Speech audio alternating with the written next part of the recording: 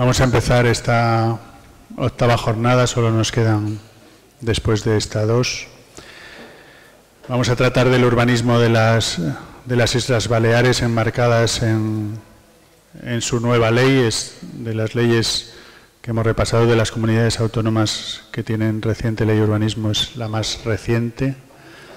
Incluso además tiene la particularidad de que deroga una ley de 2014, es la ley 12/2017. En 3 años, 2 legislaciones autonómicas, es un auténtico récord. Y los ponentes que tenemos hoy con nosotros, yo creo que son los que mejor nos la pueden explicar, porque tenemos en primer lugar al mentor, al encargado de la redacción de esa ley, que es el director general de Ordenación del Territorio de las Islas Baleares, que es Luis Corral Juan, es arquitecto y urbanista. Y después tendremos al que muchos conocéis, a Ángel Menéndez Resac, también ponente de la ley desde el ámbito jurídico, en la segunda ponencia. Os dejo con Luis Corral.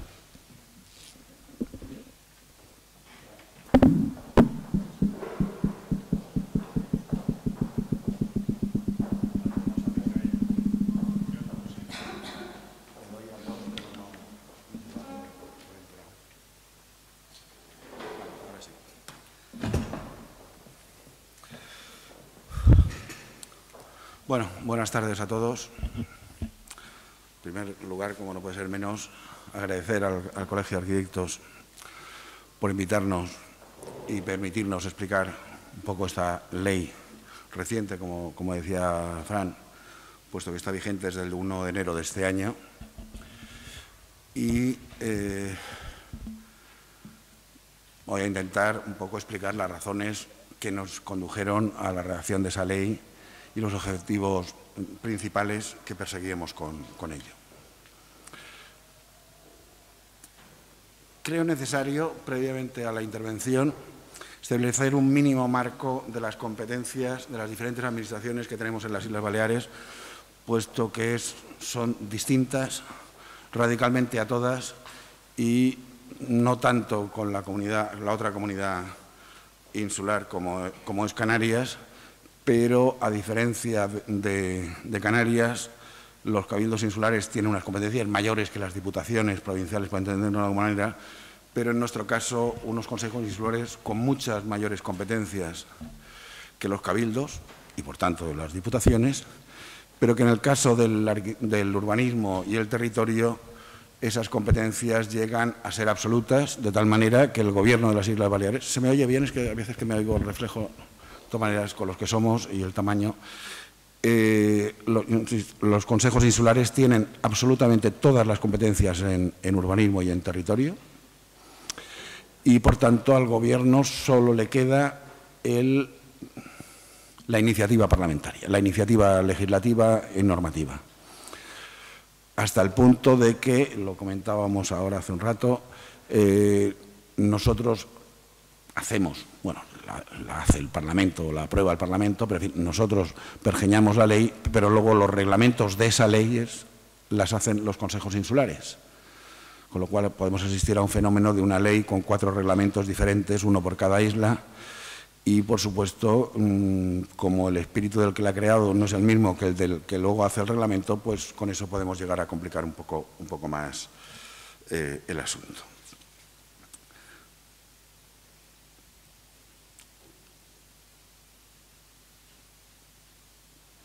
Hablaba Fran ahora del hecho de que aparecemos en el nuevo Gobierno con una ley urbanística, la primera que se había hecho en nuestra comunidad. Teníamos la medalla fantástica de ser la única comunidad española sin ley propia y, bueno, de eso nos quejábamos desde los ámbitos civiles y ahí me remito, yo en su momento era el decano del Colegio de Arquitectos y me pasé como 15 años diciendo que había que hacer eso, hasta que recibo una llamada y me dicen, oye, ¿quieres ser el director general de territorio para hacer esto?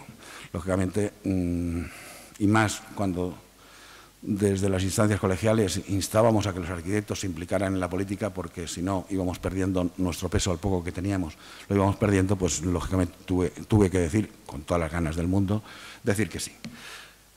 Ese mínimo pantallazo que hago aquí es porque está bien para que veáis un poco el marco en el tiempo en el que nos movemos.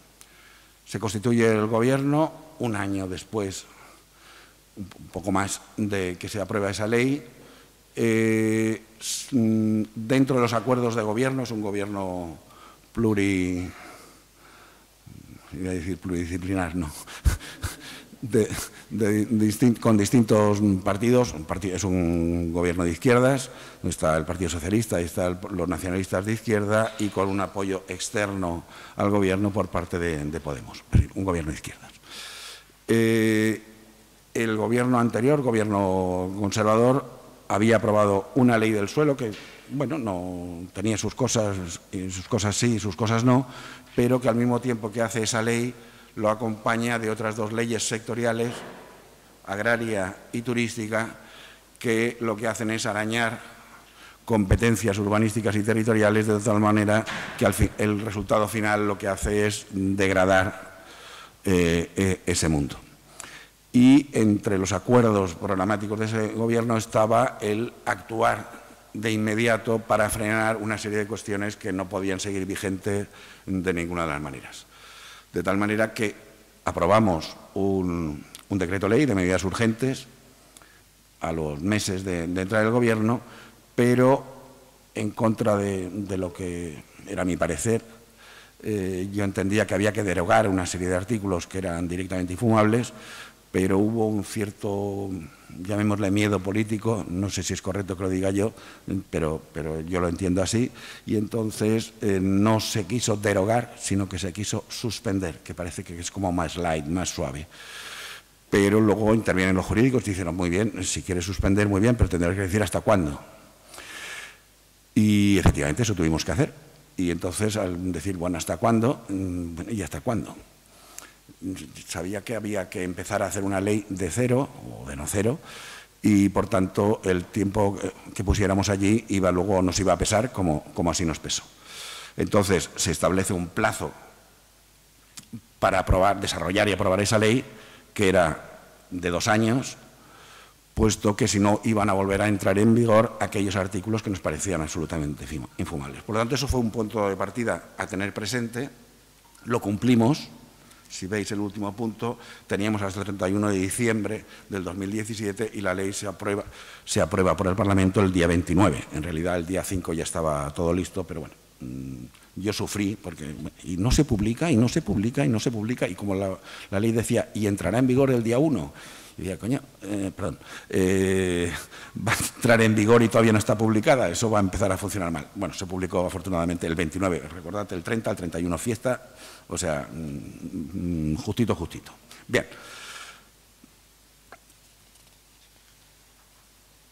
Hubo un proceso de elaboración, no partíamos de la idea de coger esa ley nueva y tirarla al cajón de la basura, sino que partimos de aquella ley que tenía y tiene aspectos que nos parecían a mantener, otros no tanto, otros a reformar y otros a cambiar radicalmente.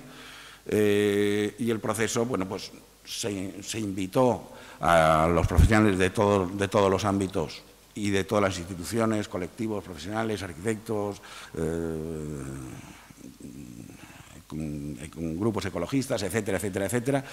Se les invitó a formar parte. Lo que hicimos fue montar 8 mesas temáticas que cada semana se iban reuniendo, cada una de ellas formadas por 20, 22 profesionales, por si no es imposible de trabajar, nunca con el planteamiento de que eso fuera el germen redactor, sino sencillamente lo que queríamos era una mesa de debate sobre aspectos en general y otros que ya directamente entendíamos que era necesario debatir y hablar sobre ellos para que al final se transformaran en un cierto articulado. Y, bueno, estuvimos trabajando 8 meses con esas mesas, de tal manera que fue en septiembre, octubre del 16 cuando realmente nos pusimos a afilar el lapicero para ello. Pero bueno, vayamos con la ley. Insisto, partimos de ese texto aprobado. En principio íbamos modificando, pero llegó un momento en que teníamos prácticamente 2/3 partes de la ley que estaba vigente, que la habíamos modificado poco, mucho, y entonces desde lo jurídico se nos dijo, perdona, hay unas normativas, tanto estatales como autonómicas, que cuando tú estás modificando una ley más allá de un 50%, lo que te aconsejan es que hagas una nueva ley y no digas que es una modificación de algo que luego al final va a ser subsidiario lo que quede de la anterior. Y es por eso que tomamos esa opción. Por lo tanto, la estructura de la ley es muy similar a la que había antes en cuanto a, no totalmente, pero bastante parecida, pero tampoco es de extrañar porque al fin y al cabo casi todas las leyes autonómicas tienen un padre que se llama Ley del 76, por lo tanto tampoco era nada extraño al respecto. Voy a ir viendo dentro de los bloques que yo entiendo potentes de la ley aquellos aspectos que nos preocuparon y con los que hemos intentado con el contenido de la ley dar respuesta. El caso del planeamiento urbanístico, y ahí no somos distintos a ninguno, había un objetivo de primer orden: encontrar una respuesta a esa demanda histórica de los municipios, insisto, de toda España, respecto a esa tramitación excesivamente larga que padecemos todos, que hacemos un planeamiento y para cuando se aprueba ya está directamente obsoleto porque ya no me sirve para nada, porque aquello que tenía su razón de ser ya se ha perdido. El reto era complejo, complicado, sigue siéndolo, pero la callada habitual que han hecho todas las legislaciones no nos parecía que esa fuera ninguna solución, y como hay que lanzarse al ruedo, pues empezamos a ver por dónde podían venir las soluciones. La cuestión no estaba tan solo en la tramitación, que sí, pero sí que vimos que también el propio instrumento de planeamiento formaba parte de ese problema. Y ahí tuvimos unas pistas. La obligación de reseñar en el planeamiento general su contenido estructural, que ya nos viene desde la legislación estatal. La evidencia de que ese contenido estructural es lo que realmente expresa el proyecto de lo que de un territorio municipal quieren sus responsables. Más algunos aspectos de la ley valenciana nos indujeron a pensar en un fraccionamiento del planeamiento general. En el sentido de que nos inventamos un nuevo instrumento, de tal manera que lo que planteamos era lo siguiente: bueno, hasta ahora yo estoy haciendo, con arreglo a la nueva legislación estatal, estoy haciendo un único documento compuesto de dos partes, lo estructural y lo que no es estructural. Bueno, pues hagamos esa separación mucho más rotunda, dejemos al planeamiento general exclusivamente con el contenido estructural y lo otro incorporémoslo a un nuevo instrumento de planeamiento, que es lo que nosotros hemos llamado planes de ordenación detallada o planeamiento de ordenación detallada. Ese tema, más otro que la ley anterior indicaba, de que reconocía a los municipios mayores de 10.000 habitantes aprobar los contenidos no estructurales de sus planeamientos, fue lo que ya nos indujo a que esa figura fuera tomando un cierto cuerpo.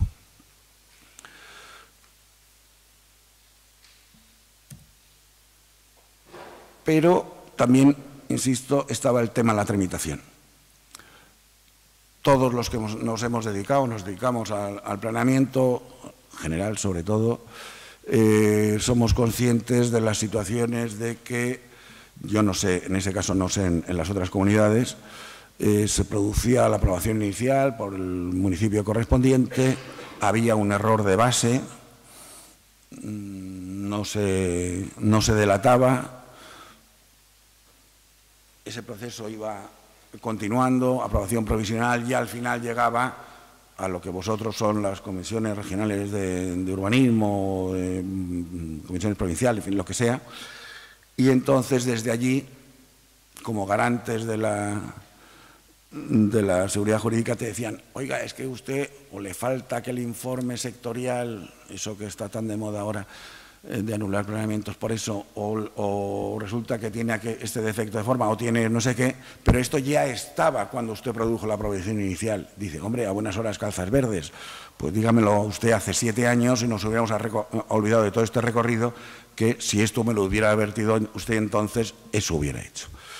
Por lo tanto, nosotros lo que obligamos desde la ley es que el Consejo Insular, los consejos insulares, vuestras comisiones regionales o provinciales de urbanismo, tengan que emitir un informe en el proceso de aprobación inicial, para que esos errores de base, de origen, se vayan corrigiendo y no nos supongan un parón, un nuevo alargamiento en todo esto. Por lo tanto, lo que planteamos, repito, es la desagregación en 2 tipos de planes: el plan general solo estructural y los planes de ordenación detallada. Intentamos que en el trasvase de una situación actual a la siguiente no se quede un poco coja, en el sentido de que lo que decimos es que, obviamente, si es el plan general debe aprobarse previamente al de ordenación detallada, pero que lleven un camino paralelo en todo momento, aprobación inicial conjunta, etcétera, etcétera, pero que la definitiva primero se produzca la del plan general y luego la del otro, porque si no lo otro sería un disparate que no tendría mucho sentido. A la hora de establecer esos planes de ordenación detallada, no podemos olvidarnos de un detalle.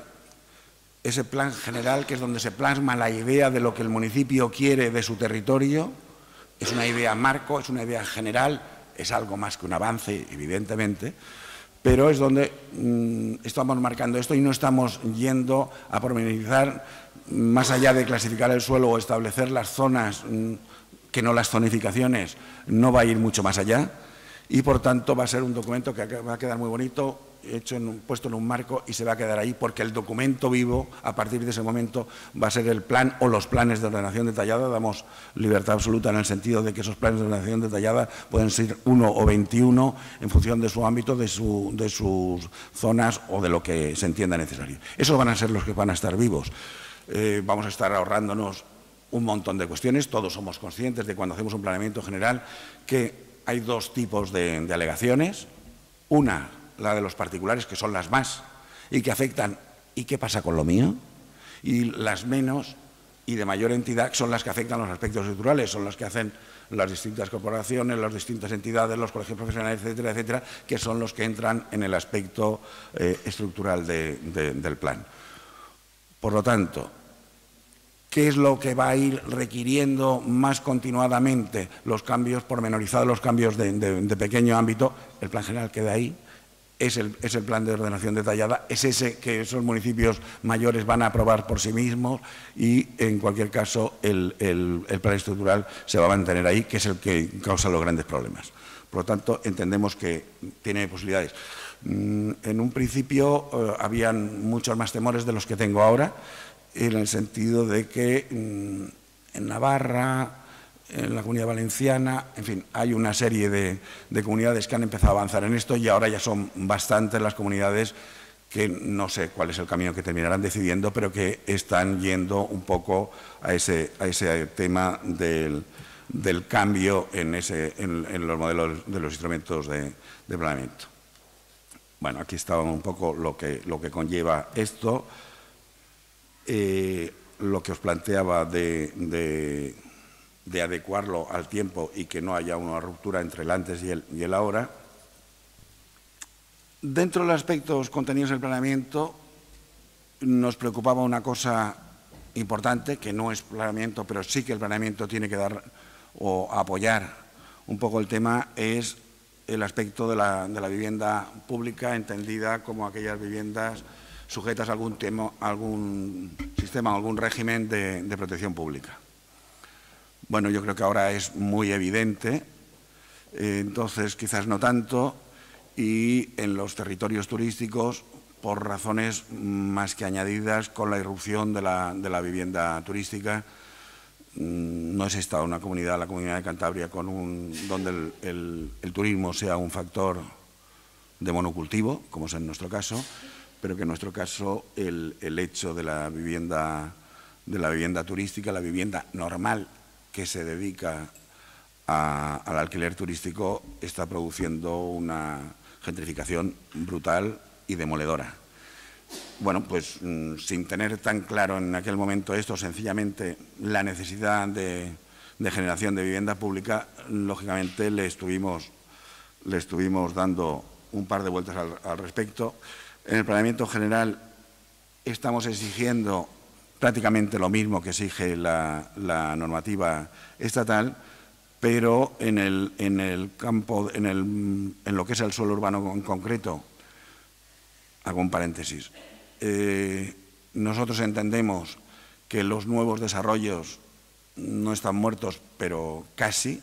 Nos hemos centrado, lógicamente, en el desarrollo, en la actuación, como lo veremos más tarde, en el suelo urbano. Actuar sobre la ciudad construida era uno de los lemas nuestros, y aquí sí que cuando las actuaciones que se produzcan en suelo urbano, sean de renovación urbana o de reforma interior, sí que le damos las mismas obligaciones de generación de suelo destinado a vivienda pública que si fuera un suelo de nueva creación como un urbanizable vulgar y corriente. Otro factor en el que se incidió, en las islas tenemos un modelo territorial que no surge de un pensamiento claro, sino más bien de una idea cariñosa del territorio, y lo digo con un cierto, no desdén, pero no con mucho cariño, en el sentido de que, bueno, las poblaciones con bajas intensidades, bueno, está muy bien para según qué poblaciones, pero en el siglo XXI seguir pensando que todo se tiene que desarrollar de modo muy extensivo, aparte de que sea totalmente contrario a cualquier planteamiento de sostenibilidad, para cualquier cosa, llámese infraestructura, llámese servicios públicos, llámese lo que se quiera, creo que hay que avanzar esto. Entonces, allí está, a partir de los planes territoriales, ámbito insular, tienen unos topes, unos techos de densidad de vivienda muy bajos, 50 viviendas por hectárea, y nosotros hemos planteado el que pueda crecer un 50% hasta 75%, estoy hablando a nivel general, a nivel global, no estoy hablando en ámbitos en concreto, pero lo que sí decimos es que esa mayor capacidad de densidad de viviendas, sí, pero que se destine a vivienda con algún tipo de protección pública.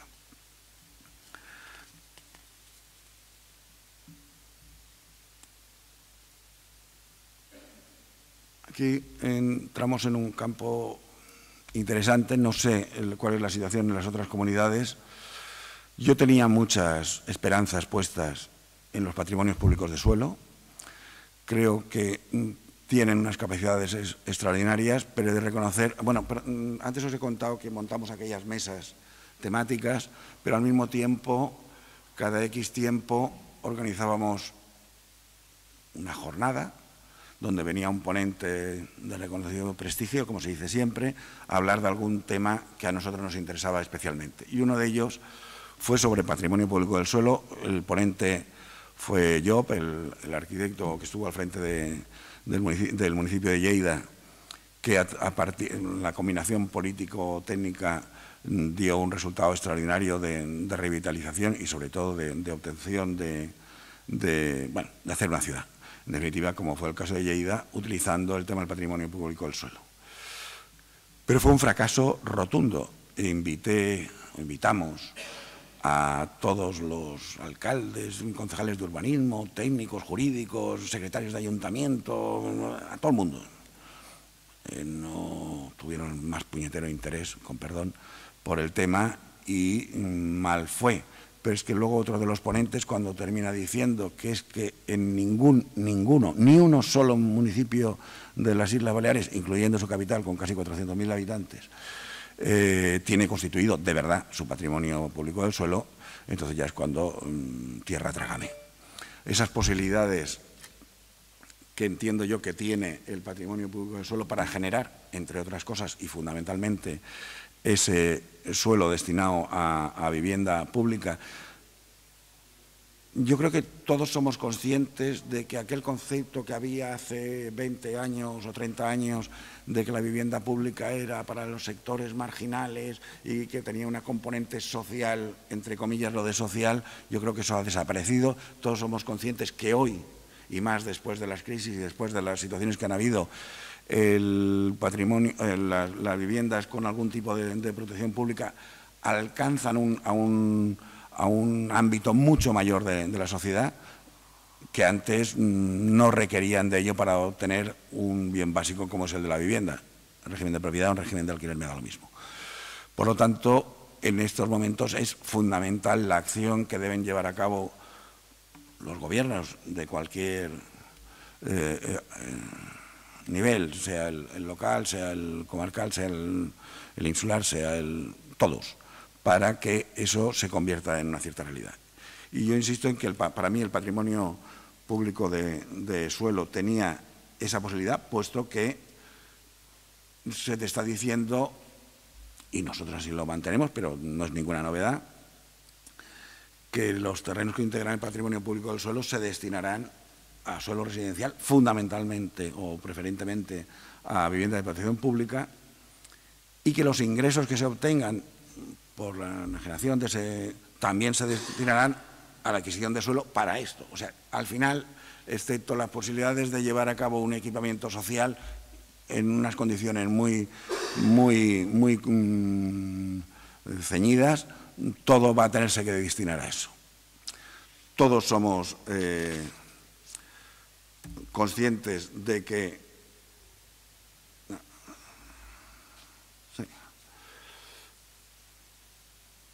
el patrimonio público del suelo se ha estado destinando desde siempre al fin para el que no está lanzado, que no es más que el que he dicho, y lo que se ha hecho ha sido utilizarlo de moneda corriente para pagar nóminas de funcionarios o para las fiestas del pueblo.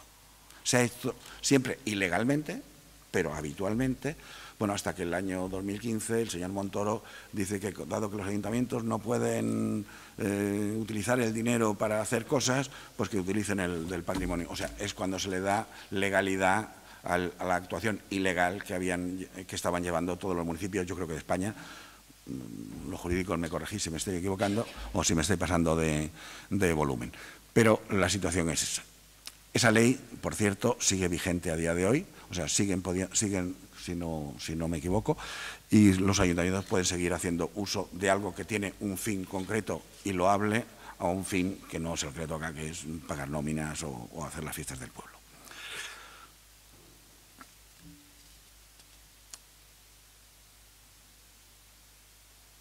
Bueno,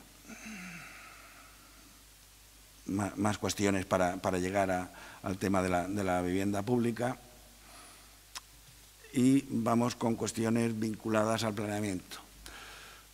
Todos somos conscientes, cuando hacemos planeamiento, de que nos encontramos muchos agujeros negros en los territorios de los municipios, donde hay ámbitos reservados y ajenos a la decisión municipal de qué hacer con el territorio de tu municipio. Llámese puertos, llámese aeropuertos, llámese mil cosas. Vosotros sois territorio con litoral, hay una línea que, aunque esté en mi municipio, yo no puedo decir ni Pamplona sobre qué hacer con él. Yo recuerdo años, decía, no, esto es una zona verde, porque ¿qué mejor zona verde que una playa? No, esto no es nada. ¿Cómo que no es nada? Yo lo estoy tocando. No, esto no es nada. Bueno, unos son más curiosos, otros son menos curiosos. Están los terrenos de seguridad pública por los militares, ¿no? Yo qué sé, un montón de sitios donde son, bueno, antiguamente los planos, los planimétricos tenían una mancha negra. O sea, que directamente es que no podía saber ni si era montaña o si era plano, porque era negro, era terreno militar, no se puede saber qué hay debajo de ello.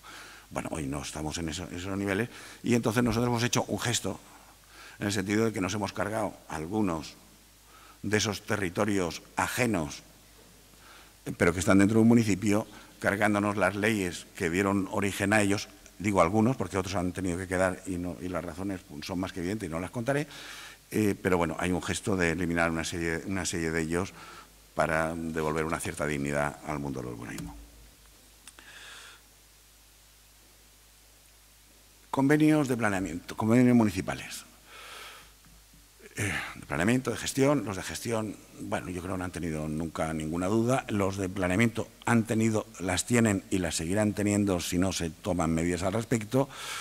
En un principio fuimos partidarios de eliminarlas. Creo que la Ley de Madrid lo ha hecho o lo estaba haciendo o algo así. Pero he de reconocer que con el periodo de declaraciones hubo una presión fortísima desde los municipios, desde muchos ámbitos de todos los colorines, respecto a recuperar esa figura que nos habíamos cepillado. Y lo hicimos, pero lo hicimos tomando, lógicamente, una serie de precauciones. Claro, ¿qué pasaba? ¿Qué es un convenio municipal? Yo, con el promotor de turno, establezco un convenio porque al particular le interesa que yo le clasifique ese trocito, pero al mismo tiempo a mi ayuntamiento me vas a dar esto para hacer el colegio, el no sé qué, o lo que sea. A las dos partes nos va bien, firmamos un convenio y fantástico. Y como el municipio tiene urgencia, verdadera urgencia, de ocupar aquellos terrenos para hacer la escuela o el polideportivo o lo que sea, pues se hace. Y llega el momento en que esa modificación puntual de planeamiento, o como sea, llega a su final para que el Consejo Insular, la Comisión de Urbanismo, diga amén. Y entonces el gobierno dice, pues no. Y todos se quedan con una cara de póker diciendo, ¿cómo que no? Pero si ya el colegio está hecho o está medio a hacer. Claro, es que entre dos han decidido algo que no son ellos ni uno ni otro los que tienen la capacidad de aprobarlo. Hombre, la mínima precaución es decir, hombre, ese tercero que será el que aprobara, definitivamente, por lo menos que participe de ese convenio y me diga si está por la labor. Pues si no está por la labor, ¿de qué vamos? Y cuestiones de ese tipo que todos podéis entender. Por lo tanto, nosotros entendemos eso, de que debe haber un informe favorable y, sobre todo, que esos convenios no vinculan, por supuesto, la potestad del planeamiento y que entendemos que el caso de no aprobación del plan, que con la modificación que ha supuesto ese convenio, eso se queda resuelto si no se aprueba, sin derecho a indemnización. Hubo sus más y sus menos, pero nuestros jurídicos son fantásticos, entendieron que así era y, por lo tanto, yo lo sigo repitiendo. Primero, una cosa es que me lo crea y otra, que sí que me lo creo, insisto, pero quiero decir que hubo sus más y sus menos y estoy convencido de que es lo que está y así está la ley. De hecho, desde el Estado, desde el Gobierno central, pasó la prueba del algodón y no hubo ninguna declaración de inconstitucionalidad ni de poner pega. La ley se ha mantenido exactamente igual que se aprobó en el Parlamento, por lo tanto, entendemos que las cosas van como tienen que ir. Vayamos con el régimen del suelo. Era un objetivo cantado, puesto que la ley que sustituíamos no hablaba del suelo rústico, hablaba del suelo urbano, del suelo urbanizable, y cuando llegó el suelo rústico no se habló. Y se dijo que no se hablaba porque, como había una ley de suelo rústico, pues ya estaba bien con eso. Evidentemente no lo podíamos entender así de ninguna de las maneras.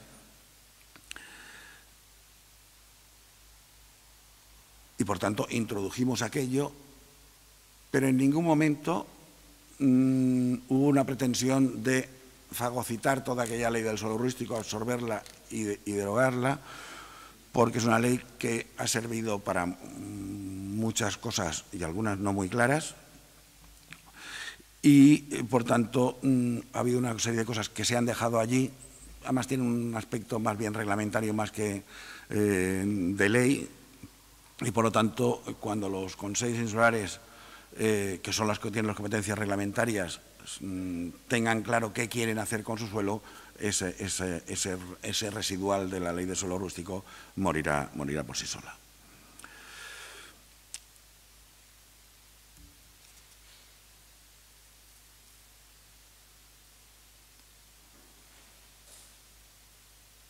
Bueno, dos cuestiones que quisimos dentro del suelo rústico importante. La ley anterior planteó una amnistía para las viviendas ilegales en el suelo rústico, que es un mal que se produce en todo el territorio nacional, gracias a la gran entusiasmo que produce el ejercicio de la disciplina urbanística y a que todo el mundo es más listo que el vecino. La legislación anterior estableció con una transitoria una amnistía, pagando, si pagabas, legalizabas, aunque fueras absolutamente ilegal. Nosotros desde el principio dijimos que de ninguna manera, es de las cosas que suspendimos con el decreto ley, pero en cualquier caso muy conscientes de que aquello no había llegado a tener el alcance que ellos pretendieron que tuviera. Hay una anécdota que no me resisto a contar. Cuando estábamos con el decreto ley, no con la ley, diciendo, porque enseguida surgió ese tema y dentro del colectivo profesional de los arquitectos salió el tema, se van a cargar la disposición, la amnistía tiene un cierto retintín. Y empezaron a aparecer algún artículo por los periódicos diciendo que es que estos rojos no tienen ni puñetera idea de lo que hacen, porque está claro que los que hacen las viviendas ilegales en el suelo rústico son los suyos, son la gente que no tiene posibles, y claro, se hacen esto porque no lo van a ir a hacer a una urbanización que cuesta mucho dinero, pues lo hacen aquí, que vale 4 duros y ya está. Y además son verdaderos chivius, chivius es una palabra catalana, o sea, casitiñas de nada, de 30, 35 metros, 60 como mucho. Y entonces yo le pedí al Colegio de Arquitectos si llevaba aquella amnistía, aquel decreto, llevaba vigente 3 años, si me podía hacer un estudio de los proyectos que había de legalización que se habían hecho en las islas, pero que por favor que me lo separara por las islas. Bueno, aquello que eran chivius de 30 metros, 60 como mucho, en la isla de Menorca, la media de las viviendas legalizadas fue de 180 metros, la media, Menorca. En la isla de Mallorca la media fue de 240. En Ibiza la media fue de 300 metros cuadrados. 300 quiere decir que algún chiviu habría de 40, pero alguna casa de 1000 también. Por lo tanto, bueno, todos somos tontos, pero no tantos. ¿Vale? Bien, quiero decir que todas esas cosas fueron evidentes que nosotros en el suelo rústico íbamos a intervenir y íbamos a dictar esto. A lo mejor es muy poquita la incidencia que se puede entender, pero que nos parecía importante de cara a conseguir erradicar la indisciplina en el suelo rústico, es que aquella ley del suelo rústico pues, permitía que las viviendas existentes que no cumplieran con el parámetro de parcela mínima se pudieran ampliar hasta 450 metros cuadrados. Hombre, si estábamos todos con la idea de que en el suelo rústico no es el sitio donde hay que edificar, sino que para eso están los suelos que la sociedad se dota, pues no tenía mucho sentido que incumpliendo un parámetro se fuera a ello.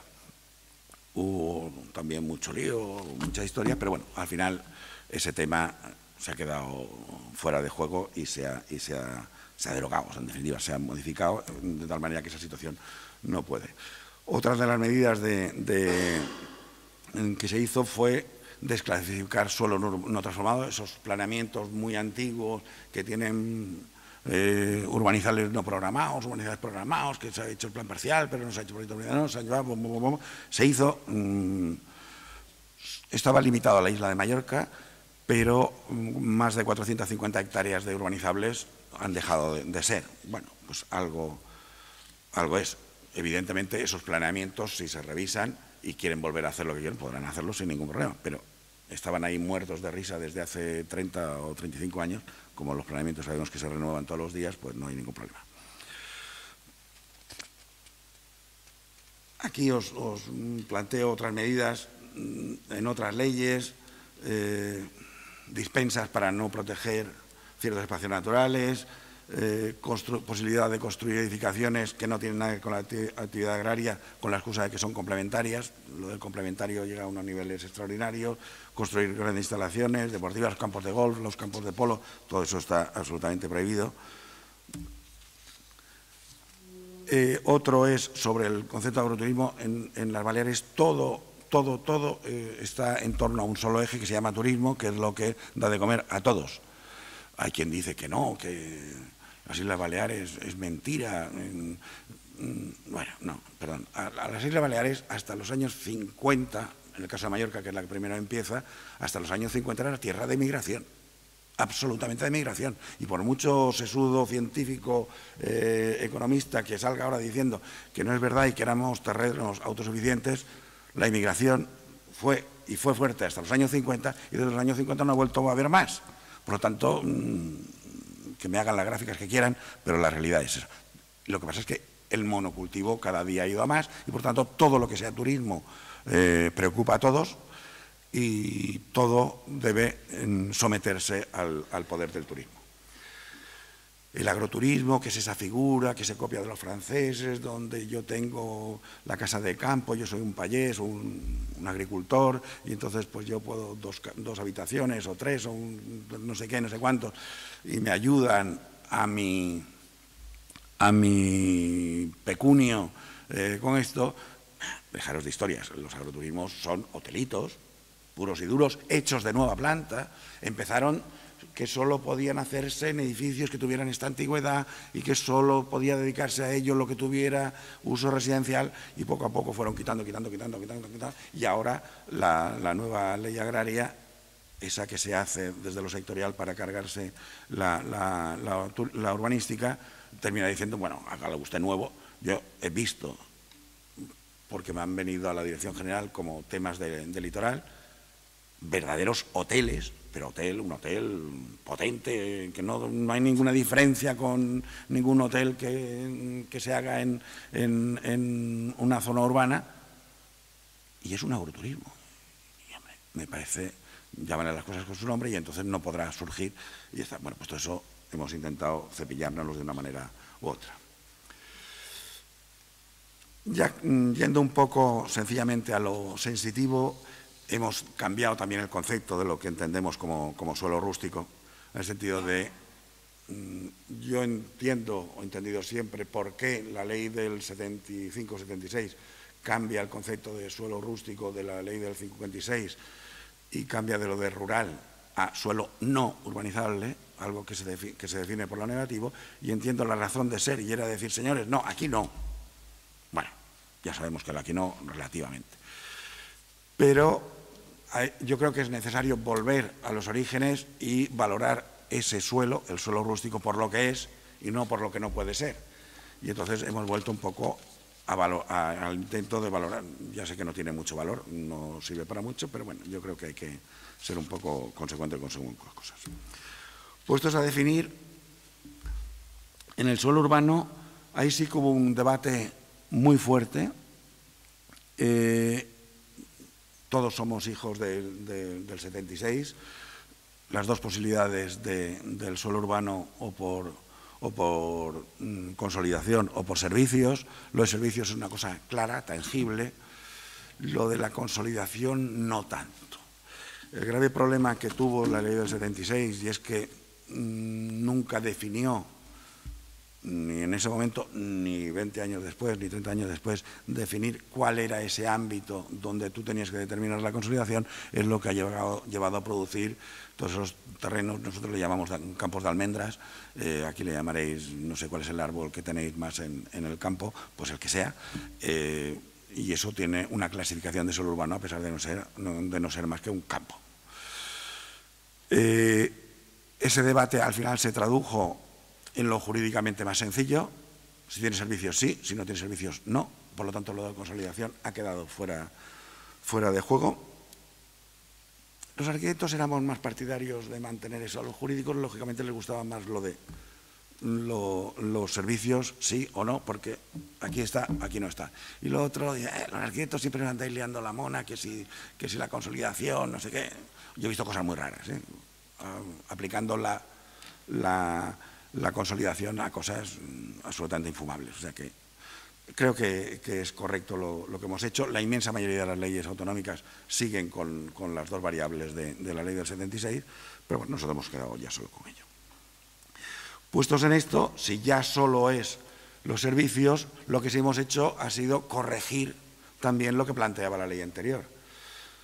La ley anterior hablaba de saneamiento, de redes de saneamiento, y todos sabemos que el saneamiento tiene dos vertientes, el residual y el de las aguas, la recogida de las aguas pluviales.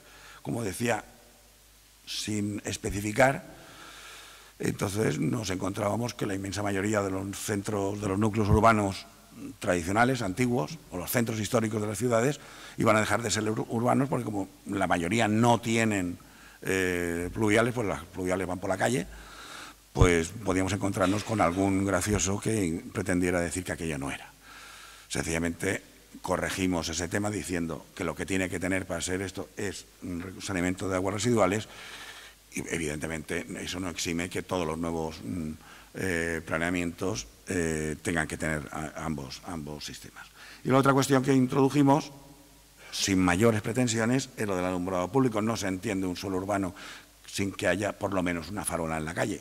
Nadie está diciendo que tengan que haber 12.000, no sé cómo se llaman, lux en cada calle, ni nada por el estilo, simplemente eso. Una simple farola no deja de ser un alumbrado público, pero algo así debe haber.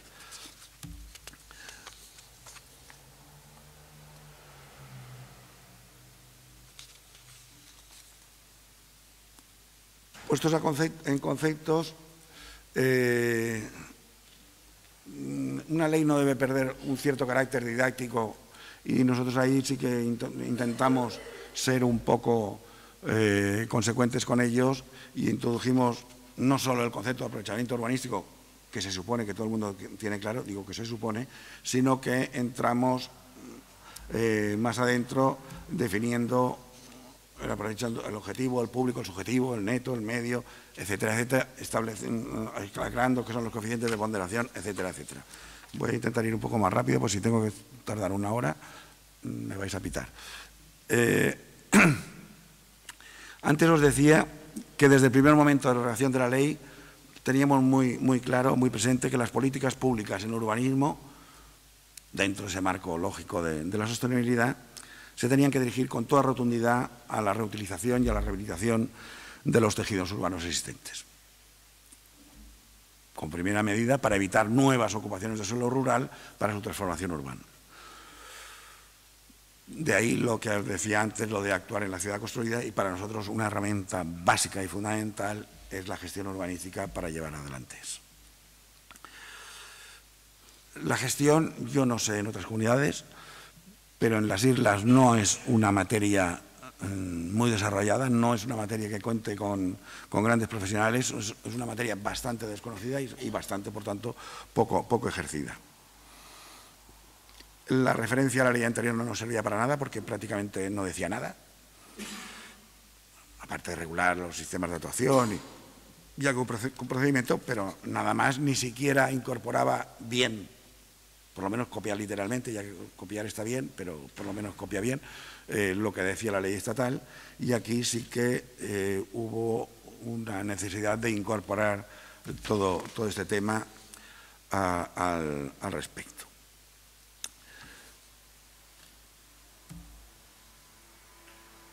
No nos inventamos nada, miramos en la ley estatal y lo que hicimos fue intentar desarrollar todo ese tema y fue fundamentado en cinco cuestiones, como estáis viendo aquí: las actuaciones de dotación, la memoria de viabilidad urbanística, el informe de sostenibilidad económica, los complejos inmobiliarios y la ejecución sustitutoria concertada. Bueno, en las actuaciones urbanísticas, en ese planteamiento que yo comentaba antes de didáctico, intentamos ese artículo, nos costó multitud de idas y venidas, y miró Ángel porque él fue plenamente consciente de tantas idas y venidas de correos para llegar a una definición que nos satisfaciera a todos y sobre todo que no entráramos en Bueno, pues creo que ahí está. Pero para mí lo más importante está en el contenido de los estudios económicos. Ahí encontramos una herramienta muy potente que nos va a servir, entiendo yo, para bastantes cosas. Ya sabemos la triste historia de los estudios económicos y financieros de los planeamientos generales. Era algo así que se hacía en un momento determinado, que alguien hacía y llenaba de, hoy diríamos, de Excel, de cuadros y no sé qué, y números por aquí, números por allá, nadie comprobaba nada, ponían números, valores, precios, bueno, un rollo patatero, y directamente no veía la vida, sino que nacía directamente muerto. No digo que todos fueran así, pero la mayoría iban por ahí.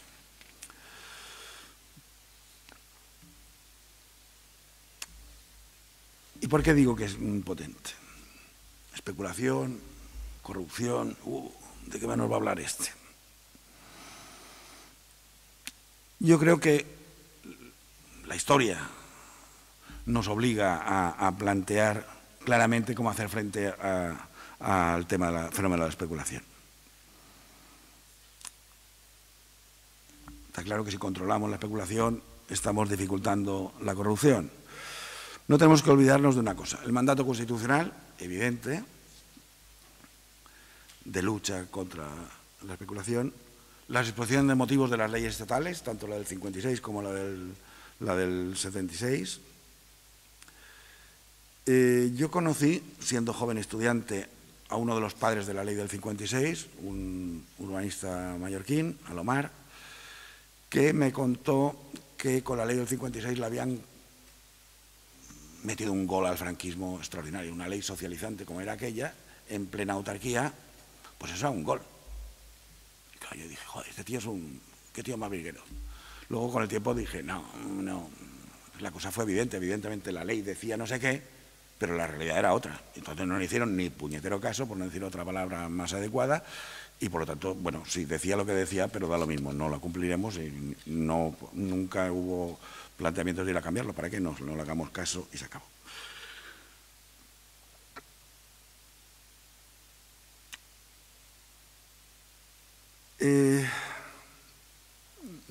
No vayamos a la simple especulación que produce el pequeño propietario que coge su solarito y lo mantiene, lo aguanta y deja que la sociedad vaya avanzando, que se vaya urbanizando, los alrededores, que vayan apareciendo servicios, infraestructuras, tiendas, etcétera, etcétera, y su terreno, que no come,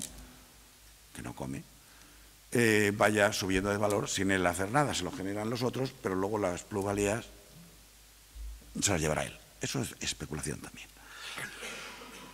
Pero hablemos de especulación en un sentido más amplio. ¿Dónde está? En el cambio de clasificación, en el cambio de calificación, en la adopción de usos más rentables. Cambio de clasificación, que es el más importante de ellos. Hombre, ¿y cómo lo hacemos cambio? Bueno, pues una idea que no es original, sino que mirando al mundo sajón tenemos, que hacen, no, primero la administración, o sea, lo público compra el suelo, que es un campo, y luego lo convierte en suelo a disposición de los ciudadanos, o sea, lo hace urbano. El proceso especulativo del cambio de un valor a otro se ha quedado en lo público y por lo tanto no hay especulación. Eso es tan sencillo como lo que han estado haciendo por ahí arriba durante tanto tiempo, pero aquí nadie ha querido ir hacia ello, aparte que si lo planteáramos directamente no sé si nos llegaríamos vivos al día siguiente.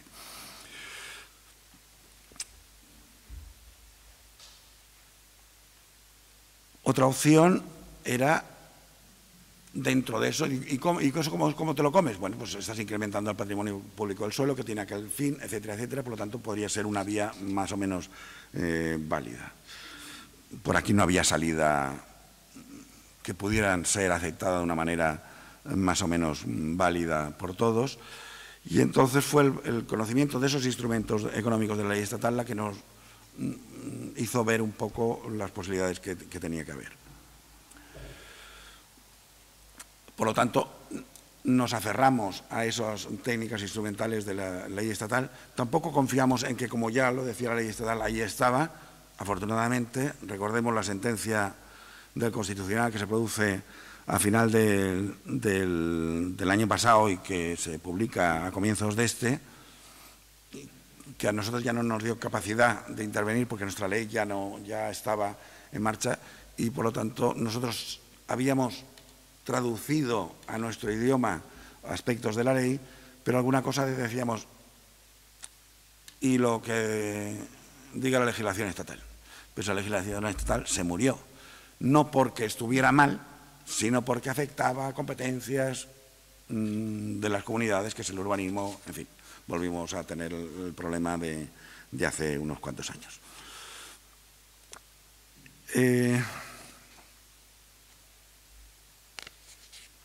¿Dónde está la clave para mí o para nosotros?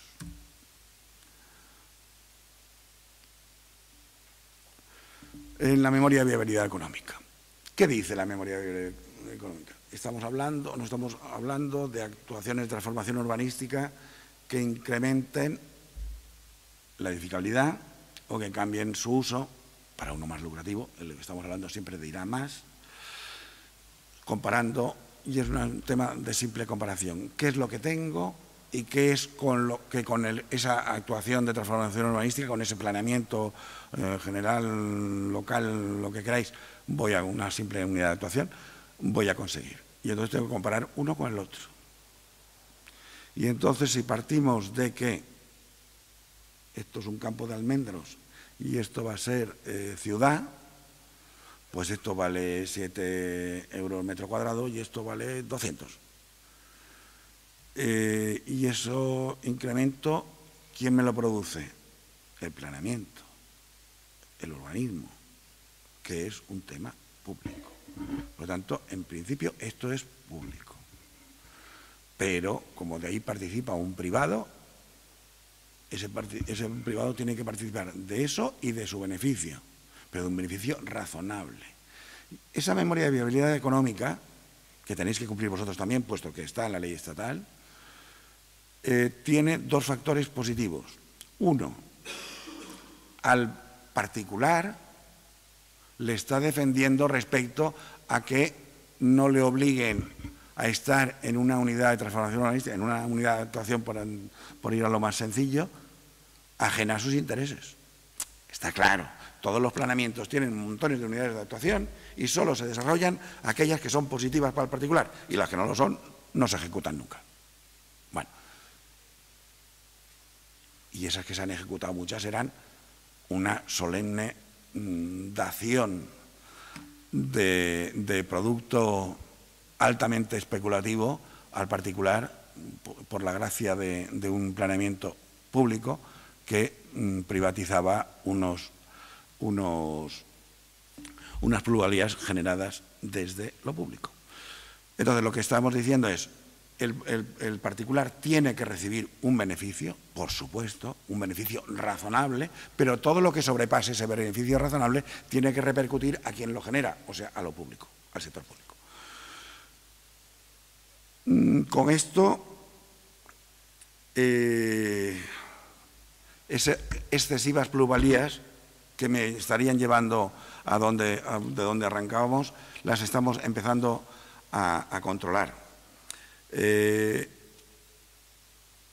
bueno para las dos partes. No es una medida tan abanderada como lo que planteaba yo al principio, de una primera posibilidad que dice, bueno, y si lo hacemos todo, no generamos suelo urbano mientras no sea público, que no se ha admitido en nuestra cultura española, pues bueno, vayamos por aquí, no estamos revolucionando nada, lo único que tenemos que hacer es que esas herramientas, esos instrumentos, esas técnicas se apliquen de verdad. ¿Qué estamos requiriendo? Estamos requiriendo que aquel hacer números que hacían los planes, los estudios económico-financieros de los planeamientos no se hagan así. Que el que está diciendo esto valía esto y esto vale tanto, se haga con las técnicas de valoración urbanística legales y sean ejercidas por técnicos con conocimiento y experiencia en ese ámbito. No me vale la firma de un arquitecto, no. Tiene que ser un técnico, un arquitecto, experto en tasaciones, acreditados porque no sé qué, porque se sabe de su valía, sea una sociedad de tasaciones, lo que sea, alguien que tenga respaldo a su calidad como tal. No me vale el que cualquiera, y mucho menos que me aparezca sin ninguna firma, sino que es un documento más del plan. Tiene que haber una responsabilidad, transparencia exigida y, por tanto, garantía de esos números que se hacen aquí. No nos estamos inventando nada, lo dice la ley estatal, nosotros lo acentuamos.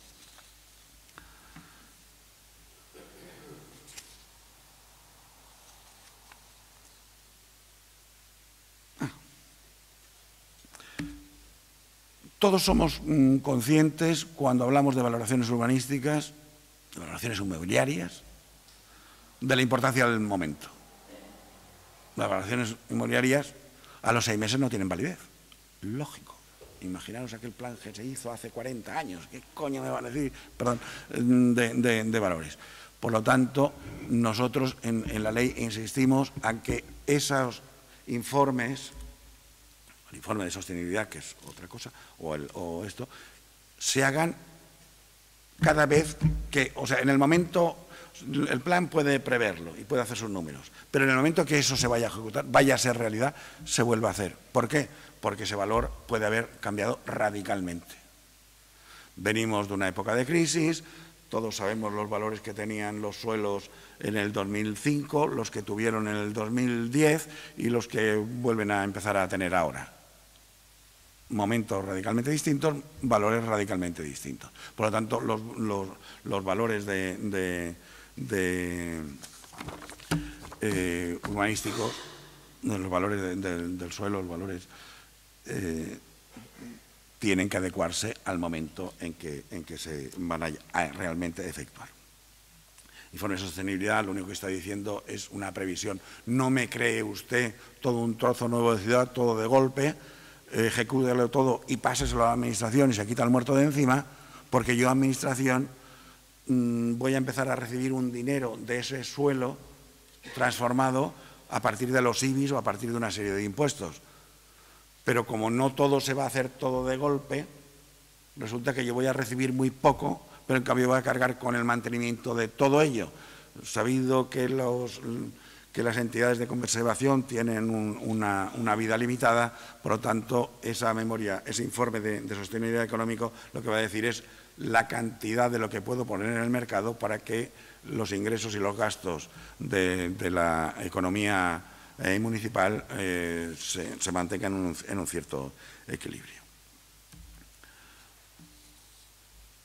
Bueno, aquí hablaba de lo que decía antes, de los peritos y... Bueno, estamos en un ámbito de arquitectos, algo entraré en ello. El tema de los informes primero los informes técnicos de edificación, luego los informes de evaluación de edificios, etcétera, etcétera, son normas que vienen de abajo arriba, no de arriba abajo. Primero son los municipios los que empiezan a hacerlo y luego es desde la administración central o autonómica la que ha ido generando, pero con una disparidad de planteamientos. En la ley nuestra, en la que nosotros hemos derogado hace ahora 9 meses, 10 meses, 11, decía que los propietarios de edificaciones residenciales con antigüedad superior a 50 años y situadas en municipios de más de 20.000 habitantes tendrán que hacer. Pero no habíamos quedado que eran informes de edificios. ¿Qué pasa? Que los edificios que tienen menos antigüedad no son edificios, que los edificios que no son residenciales no son edificios, que los edificios situados en las poblaciones que no tienen 20.000 habitantes no son edificios. ¿Esos no se caen? ¿Esos no hay que controlarlos? Bueno, cambiamos lo de 50 a 30 a partir de un planteamiento que se nos hizo desde el colectivo de los arquitectos, que tenía su lógica. 50 años, estamos cercanos al fin de la vida útil de un edificio, si no se ha tocado, y por lo tanto las posibilidades de que se hayan generado defectos es mayor que si lo hacemos a los 30, que estamos más o menos a la mitad, donde esos defectos, esas taras o esas deficiencias son menores, se están iniciando y, por lo tanto, una mínima actuación corta de cuajo ese tema y tendrá que volver a iniciarse. Mientras que si lo estoy haciendo a los 50, ese proceso puede haber estado ya muy degenerado y la intervención que voy a tener que hacer en ese edificio para devolverle su condición normal va a ser de mucha mayor implicación. Por lo tanto, para el propietario, el que lo tenga que hacer 20 años antes, una vez estamos hablando, bueno, vale, el 30 y luego al 50 otra vez, sí, cierto, pero el coste que voy a tener que invertir en las reparaciones no tiene nada que ver. Por lo tanto, a mí me pareció un caso claro que debíamos incidir en ese aspecto y, por lo tanto, así se ha quedado. Ahora estamos redactando el reglamento del informe de evaluación de edificios y entonces hay que volver a hacer una calendarización. Bueno, problemas que conllevan todas esas cuestiones. Ahí sí que no hice uso de mi condición de profesional, pero sí que me pareció importante, porque lo he creído siempre, que el técnico que hace un informe debe ser una persona competente para hacer eso que se está evaluando. No me parece que tiene ningún sentido que un ingeniero agrónomo haga el informe de un edificio cualquiera cuando él lo que se dedica no es a hacer edificios sino a otras cosas. Por lo tanto, lo más claro, y ya lo decía la ley, y por lo tanto lo único que hicimos fue mantenerlo, pero mantenerlo porque hubo muchas presiones para que se eliminara, lógicamente por parte de otros colectivos, fue decir, bueno, la ley de ordenación de la edificación ahí está, costó muchísimos años aprobarla, la mayoría de vosotros no lo sabe, pero costó muchos años aprobar una ley de ordenación de la edificación, ahí está y es clara y precisa, por lo tanto, lo que diga la ley de ordenación de la edificación, de quiénes son los competentes para intervenir, esos son los competentes para hacer esos informes, punto y aparte.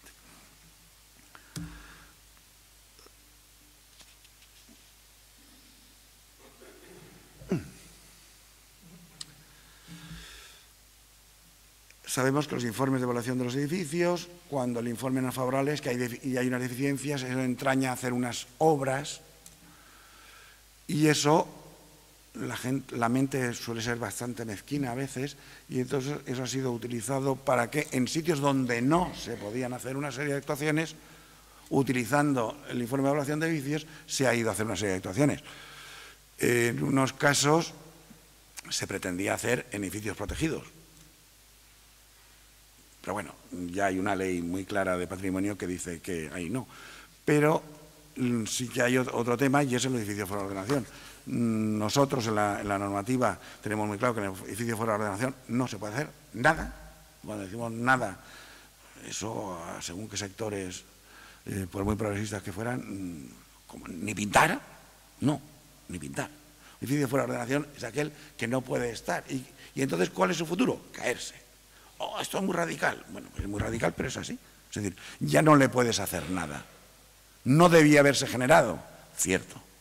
O sea, alguien, esa indisciplina no debía haber sido y por tanto ese edificio fuera de ordenación no estoy hablando de esos fuera de ordenación generados porque ahora se pone en un planeamiento que eso es espacio público para una carretera o para una zona verde o lo que sea. No estoy hablando de las situaciones derivadas de la indisciplina. Por lo tanto, no puedes utilizar el tema de los informes o de las obras subyacentes a un informe para actuar en un edificio fuera de ordenación. Bueno. Aquí introdujimos una cosa importante, o a mí me parece importante, y es el efecto contagio. Esto es más para los jurídicos que para los arquitectos, pero también. Vivimos en ciudades y entonces nos circulamos por ella y estamos viendo que el arquitecto diseña un edificio con sus balcones, porque todo el mundo quiere tener una terraza. Pero esa terraza, luego todo el mundo rápidamente quiere convertirlo en un anexo del salón. Y entonces se cubren, se cierran, se tapan, no sé qué. Como hoy, no es hace 30 años, sino que hoy, cuando al arquitecto le encargan el proyecto de no sé qué, por supuesto, se exprime el limón hasta el final y entonces el edificio se hace exprimiendo, aprovechando al 100% todo su aprovechamiento, su edificabilidad. Pues claro, en cuanto un señor, el del tercero izquierda, va y me cierra el balcón, como estábamos al 100%, me acaba de dejar fuera de ordenación al edificio. Coño, yo que soy el del primero derecha, que me porto más bien que la puñeta y no cometo una ilegalidad, ahora resulta que estoy en un edificio fuera de ordenación. No hay derecho. Bueno, pues ese no hay derecho tiene tal fácil solución como decir, si ese fuera de ordenación está producido en un punto concreto, en un inmueble diferenciado, que para eso estamos en un edificio de propiedad horizontal, el que está fuera de ordenación no es el edificio, sino es el inmueble Pepito. Con lo cual, cada uno que siga, parece una tontería, pero la situación, yo no sé, en otros sitios me parece una tontería, una chorrada, que dirían otros. Pero bueno, ahí está. Disciplina urbanística. Tema pendiente históricamente en las islas, pero me imagino que en casi todos los sitios. Dejamos claro que solo hay... un momento.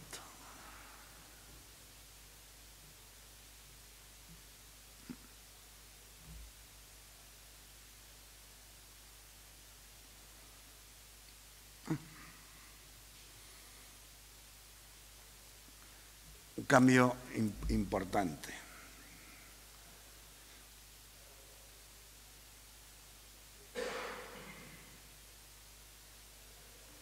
Es una medida potentilla. Solo hay 3 comunidades que la tienen y es que se considera una infracción grave en el suelo rústico cualquier actuación que no sea legal.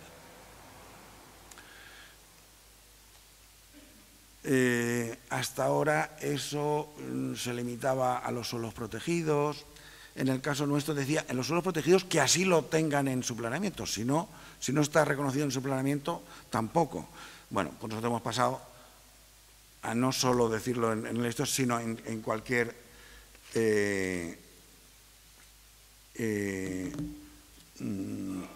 aspecto, en cualquier parte del suelo rústico.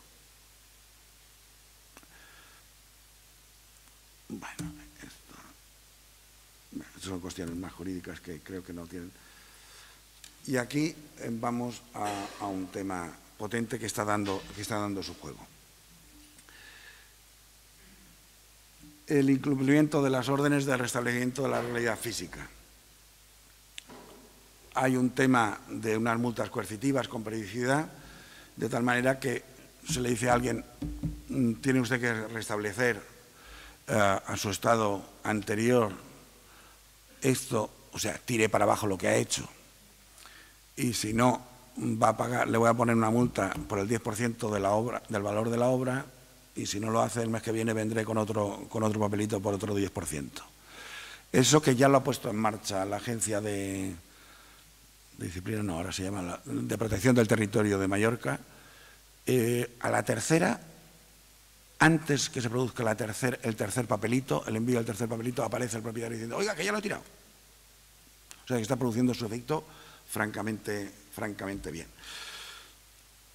El plazo para la ejecución sustitutoria se ha establecido un plazo de 15 años, aunque realmente ya se estaba haciendo de una manera u otra. Pero lo más potente, insisto, que empezaba a hablar antes, es que la acción para iniciar el procedimiento de restablecimiento no prescribe en el suelo rústico, en todo el suelo rústico. Insisto, son 3 comunidades lo que lo tienen. Es un aviso a navegantes muy potente, porque en definitiva lo que estamos diciendo es que, oiga, a partir de ahora, evidentemente no es retrospectiva, no puede serlo, a partir de ahora, a partir del 1 de enero del 2018, si usted comete un acto ilegal, si me hace una casita, aunque sea un chivivo aquel famoso, sabe usted que tarde o temprano esto caerá. O lo tirará usted o se lo tiraremos nosotros, pero esto caerá. Es un aviso a navegantes, sí, el que avisa no es traidor. Fue, lógicamente, una de las medidas potentes. No va hacia atrás, porque no puede ir. Está claro que lo que no prescribe es el procedimiento para ese restablecimiento. Evidentemente, la multa, la sanción del acto ilegal sí que prescribe, como prescriben todos los asesinatos o lo que sean, lógicamente. Pero este restablecimiento de la realidad física, y a nosotros realmente, ¿qué es lo que nos interesa? Lo que nos interesa es que el suelo rústico no se siga alterando por invasión de usos y actuaciones contrarias a ese suelo. Por lo tanto, ya nos va bien, ya nos va extraordinariamente bien que eso sea así. Otra puntualización que parece que no tiene mucho juego, pero sí lo tiene y mucho. Antes hablaba del fenómeno turístico, el tema del revulsivo que ha supuesto la irrupción de la vivienda turística, y entonces nos encontramos, como en todos los sitios, que hay miles, en unos son muchos miles, en otros no tantos, hay miles de viviendas ilegales en el suelo rústico. ¿Qué le vamos a hacer? Pasaron los 8 años aquellos en que estuvo el propietario con los dedos cruzados esperando que nadie se enterara, y pasados los 8 años dijo, ¡buah! A partir de ahora a utilizarlo toda la vida. Está fuera de ordenación, bueno, a ver quién viene a ver si yo lo pinto, si yo lo reformo. Vale. Pero es que ahora llega el rizar el rizo. Pues mira, ahora, como lo de la vivienda turística se da de magnífico, pues ahora lo voy a alquilar turísticamente. Entonces, el señor que está al lado, que no cometió ilegalidad alguna, que tiene que aguantar la casa del vecino de al lado, y ahora resulta que encima le está sacando en verano la de Dios. Y entonces decimos lo siguiente. Como hemos dicho que el cambio de uso no deja de ser una infracción grave, lo que os enseñaba en el artículo anterior, si yo paso de tener una vivienda, aunque sea ilegal, que tiene un uso de vivienda ilegal, lo paso a un uso de vivienda turística, la vivienda turística entiendo que es un nuevo uso. Como el uso, he dicho que tiene que ir sometido a un proceso jurídico y urbanístico legal, si tú me cambias el uso de vivienda, por muy legal que fuera, a uno que ya prescrito y no puedo hacer nada, me lo cambias a un uso de vivienda turística y no tienes nada que me lo habilite, pues no seas tan enérgico. Pues entonces lo que tienes que hacer es legalizarlo. Pero es que no se puede legalizar porque esa vivienda es ilegal. Por lo tanto, no voy a poder. Por lo tanto, yo te voy a obligar a que vuelvas a la situación anterior. ¿Y cuál es la situación anterior? La de vivienda. Dice, no, la vivienda era ilegal. La situación anterior es el suelo puro y duro. El exceso de ambición produce alguna caída fuerte. No hemos asistido a nada. Pero bueno, el maquiavelismo no fui yo el generador de él. El maquiavelismo de la propuesta es: no seas excesivamente ambicioso. Eres ilegal, ahí estás, pero no me metas en vivienda turística, que se han metido muchos, porque vas a terminar con la casa derruida. Muchas se generaron hasta el 31 de diciembre del 2017. Ahora creo que no. Bueno, pues es un intento de acabar. Las agencias de disciplina, y acabo ya porque ya me estoy pasando de tiempo, las agencias de disciplina en Menorca se generó ya hace bastante tiempo, la de Mallorca se genera después, pero quiero decir que ya tenemos una cierta historia con ellas, son 15 años los que llevan planteándose con esas agencias de disciplina, pero desde la ley le hemos dado un impulso hasta donde podíamos. Todos somos conscientes, sobre todo los jurídicos más que nadie, sabéis que cuanto más lejos tenga al infractor del que tiene que ejercer la disciplina, mejor para todos. En los municipios pequeños resulta especialmente difícil ejercer esa disciplina porque, claro, el alcalde es hermano, vecino, primo, amigo, conocido de cualquier ciudadano de su municipio. Y entonces siempre está aquello que no es leyenda, de que no, esto no, hazlo, pero que no me entere. ¿Vale? Entonces la fórmula de las agencias de disciplina o entes supramunicipales, los consejos insulares y si no, esas agencias, que le permitan decir al alcalde, no, sí, yo te dejaría, pero es que estos malnacidos de la metrópoli, y tranquilos y contentos.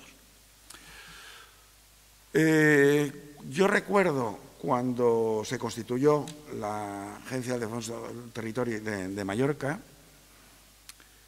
yo entonces estaba de municipal en un pueblo y el alcalde mío se negó, porque es voluntario, la pertenencia a una agencia de disciplina es voluntaria, no es obligatorio, sino que tú, municipio, te adhieres para que te lleven ese control del suelo rústico desde otro, pero es voluntario. Y entonces el alcalde mío dijo, no, nosotros no, porque, claro, estos tíos son unos cachondos. Quieren que le cedamos esto porque entonces se quedan con el importe de las multas.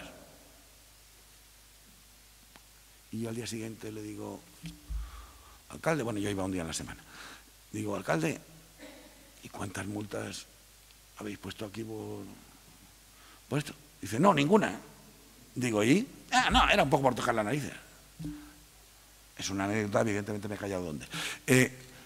Bueno, esa es la situación, es decir, querer la disciplina no, pero claro, querer el poder de decir, a ti te dejaré que me la hagas más grande o más pequeña en función de cómo me... Bueno, dejando lo anecdótico. Queríamos alejar el infractor del que impone la disciplina y para eso nos topábamos con el principio constitucional de la independencia y en fin, de la administración local. Y lo que hicimos fue llegar hasta donde creímos que podíamos llegar. La ley de ordenación de las directrices de ordenación territorial y la ley de espacios naturales nuestra establecen por ley una serie de ámbitos protegidos. Por lo tanto, dado que ese dibujo del territorio municipal o de parte del territorio municipal no viene del municipio, sino que viene de mandato supremo,